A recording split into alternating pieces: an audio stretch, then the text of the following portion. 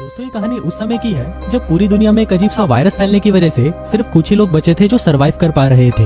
इन्हीं में से एक ऐसा परिवार भी था जिसमें सिर्फ लड़कियां रहती थी। लेकिन इस परिवार की जिंदगी तब बदल जाती है जब इनमें से एक लड़की एक अनजान आदमी को अपने घर ले आती है। तो कहानी शुरू होती है और हमें कयामत की बात की दुनिया को दिखाया जाता है। यहाँ पर हम रेगिस्तान के बीच में बने हुए एक ग्लास हाउस को देखते हैं और यही एकमात्र ऐसी जगह है जहाँ अभी तक हरियाली बची है। इसके बाद हम एक आदमी को इस ग्लास हाउस के पास आते हुए देखते हैं जिसको जल्दी ही कोई गोली मार देता है। इसके बाद हमें उस ग्लास हाउस के अंदर रहने वाले परिवार को दिखाया जाता है जिसमें 3 बहनें थी जिनका नाम बी, ईवी और डेजी था। वो उस आदमी के शरीर को अंदर ले आती है जिसके बाद वो उसके शरीर के सारे अंजर पंजर निकालकर बचे हुए सामान को अपने गार्डन में दफना देती है। इसके बाद हमें यहाँ पर उसके भाई गैबी को दिखाया जाता है जो कि वहाँ पर बैठा कुछ सोच रहा था। फिर हमें बताया जाता है कि गैबी बाहर की जहरीली हवा से संक्रमित हो चुका है जिस वजह से उसने अपनी कुछ यादों को खो दिया है। इसके बाद ये दोनों भाई बहन अपनी माँ के पास आते हैं और उन्हें उस आदमी के बारे में बताते हैं जिसको इन्होंने मारकर गाड़ दिया। इस पर उनकी माँ उन्हें कहती है कि इनका ह्यूगो नाम का एक और भाई था जो कि कई सालों पहले ये घर छोड़कर भाग गया था।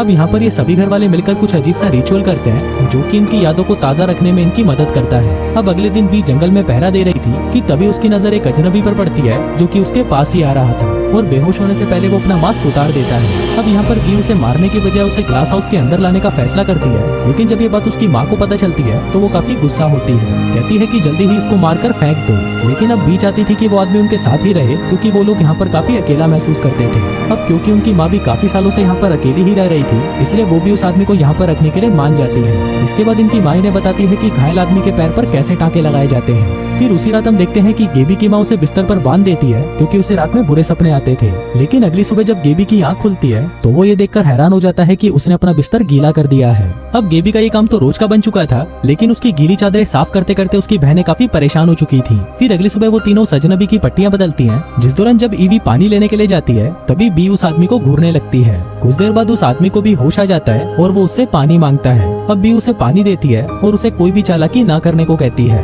वहीं जब माँ को पता चलता है कि वो आदमी जाग गया है तो वो उसके पास पूछताछ करने आती है। अब यहाँ पर उस आदमी को अपना नाम तो याद नहीं था लेकिन वो कहता है कि मैं शहर से आया हूँ। वो बताता है कि बाहर सब कुछ तबाह हो चुका है और ज्यादातर लोग अपनी याददाश्त खोकर पागल हो चुके हैं। अब गेबी उस आदमी के आने से खुश नहीं था लेकिन बी उसे यकीन दिलाती है कि वो आदमी बिल्कुल भी खतरनाक नहीं है। फिर अगले दिन माँ डेजी से कहती है कि तुमने 2 दिन पहले जिस आदमी को दफनाया था उसे बाहर निकालो और उसके शरीर को वार्निंग के रूप में घर के बाहर लटका दो। अब उनकी ये बात सुनकर वो अजनबी डर जाता है कि कहीं ये लोग उसे भी काट कर लटका ना दे।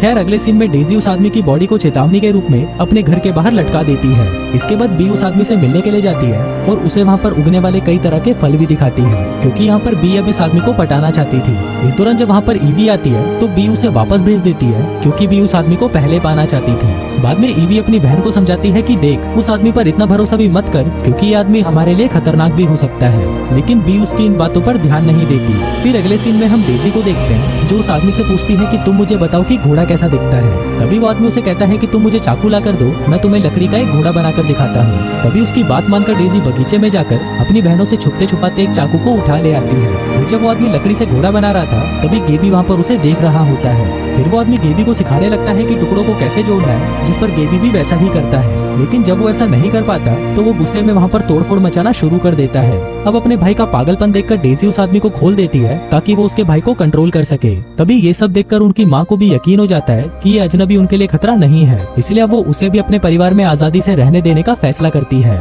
फिर अगले सीन में हम देखते हैं कि रात हो जाती है और वो आदमी बी से मिलने उसके कमरे में जाता है पर तभी बी उसे ह्यूगो कहकर बुलाती है। इस पर वो आदमी कहता है कि मैं ह्यूगो नहीं हो सकता क्योंकि मैं तुमको अपनी बहन नहीं मानता और न ही मैं तुम्हारे लिए ऐसा महसूस करता हूँ। फिर अगले दिन बी उस आदमी से ब्रश लाने को कहती है जिसके बाद जब वो आदमी ब्रश लेने जाता है तो वो वहाँ पर ईवी को एक बॉक्स पकड़े हुए देखता है। अब ईवी यहाँ पर उस आदमी से काफी नाराज थी क्योंकि वो बाकी की दोनों बहनों के साथ तो काफी समय बिता रहा था लेकिन उसने अब तक उससे बात तक नहीं की थी।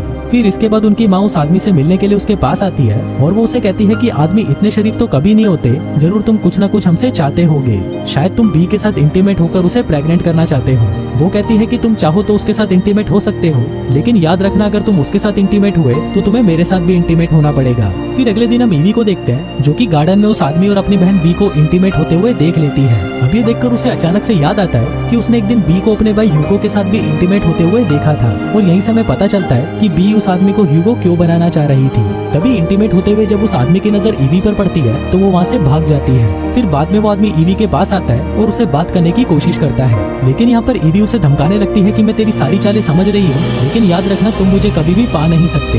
ईवी उसे कहती है कि बी पहले से ही दिमाग से पैदल है और उसका दिमाग कमजोर है, इसलिए उसे कोई फर्क नहीं पड़ता कि उसके साथ कौन इंटीमेट हो रहा है। फिर ये कहकर जब ईवी वहाँ से चली जाती है तो उस आदमी को वहाँ पर ईवी का एक बॉक्स मिलता है जिसमें उसे एक नेकलेस भी मिलता है। अब ये देखकर उसे एक आइडिया आता है और वो उस नेकलेस को चुरा लेता है, जिसके बाद वो सभी से कहता है कि उसे ये नेकलेस उसकी माँ ने दिया था। अब उसकी ये हरकतें देखकर ईवी समझ जाती है कि ये लोग जिस पर भरोसा कर रहे हैं वो तो एक नंबर का गद्दार है। फिर वो सभी से कहने लगती है कि ये आदमी गद्दार है, लेकिन तभी बी उसका बचाव करते हुए कहती है कि ईवी को तो बस इस आदमी से जलन हो रही है क्योंकि वो इसे भाव नहीं देता। अब ये सुनकर उसकी माँ बी पर गुस्सा करने लगती है और कहती है कि तुम सभी बहनों में सबसे बड़ी थी, इसलिए मुझे तुम पर ज्यादा भरोसा था, लेकिन जब से तुम अपने भाई ह्यूगो के साथ ही इंटीमेट हुई हो तब से तुमने हमारी सारी उम्मीदें तोड़ दी हैं। अब जैसे जैसे दिन बीतते हैं वो आदमी उनका भरोसा जीतने के लिए उनकी माँ से उसको और भी ज्यादा काम देने को कहता है, जिस पर उसकी माँ कहती है कि तुम चिंता मत करो, तुम वैसे ही यहाँ पर कुछ ही दिनों के मेहमान हो।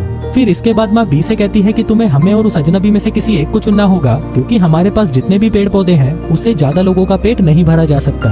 अब ये सुनकर बी परेशान हो जाती है क्योंकि वो उस आदमी को खोना नहीं चाहती थी, इसलिए वो उसे कहती है कि अगर तुम यहाँ से जाओगे तो मैं भी तुम्हारे साथ चलूंगी। इसके बाद हम गेबी को देखते हैं जो कि ईवी के बिस्तर पर चढ़कर उसके साथ इंटीमेट होने की कोशिश करता है, लेकिन ईवी उसे रोक देती है क्योंकि उसका ये सब करने का भी मूड नहीं था। फिर जब इस बारे में उस अजनबी को पता चलता है तो वो ईवी से कहता है कि तुम्हें अपने भाई की देखभाल करने की कोई जरूरत नहीं है क्योंकि अब वो दिमाग से पूरी तरह पैदल हो चुका है। इसके बाद वो उनकी माँ से मिलता है और उसे कहता है कि गेबी पागल होता जा रहा है, कल ही उसने अपनी बहन के साथ इंटीमेट होने की कोशिश करी थी, इसलिए तुम्हें मेरी जगह तो उसे बाहर भेजना चाहिए। लेकिन उसकी माँ अपने बेटे पर उस अजनबी से ज्यादा भरोसा करती थी, इसलिए वो उसकी बात नहीं सुनती। फिर कुछ देर बाद रात हो जाती है और वो अजनबी उनकी माँ से मिलने जाता है। उसकी माँ को लगता है कि शायद वो उसके साथ इंटीमेट होने आया है, लेकिन तभी वो आदमी उसकी माँ को पकड़ लेता है और उसका गला दबाकर उसे मार डालता है। इसके बाद वो आदमी उसकी बॉडी को गेबी के पास लाकर रख देता है, जिससे सभी को ये लगे कि गेबी ने ही अपनी माँ को मारा है। अब ये देखकर गेबी बहुत डर जाता है और वो उस आदमी पर हमला कर देता है। तभी उनकी आवाज सुनकर सभी बहनें वहाँ पर पहुँच जाती हैं और ये जानकर रोने लगती है कि उनकी माँ मर चुकी है। फिर जब सभी लड़की अपनी माँ का फ्यूनरल कर रही होती है तो इसी दौरान वो आदमी गेबी को बांध देता है, जिसके बाद वो खिड़की खोल देता है ताकि गेबी अपनी सारी याददाश्त भूल जाए। वो उसे कहता है कि तुम्हें मैं ये याद रखने बिल्कुल भी नहीं दे सकता कि उस बुढ़िया को मैंने मारा था।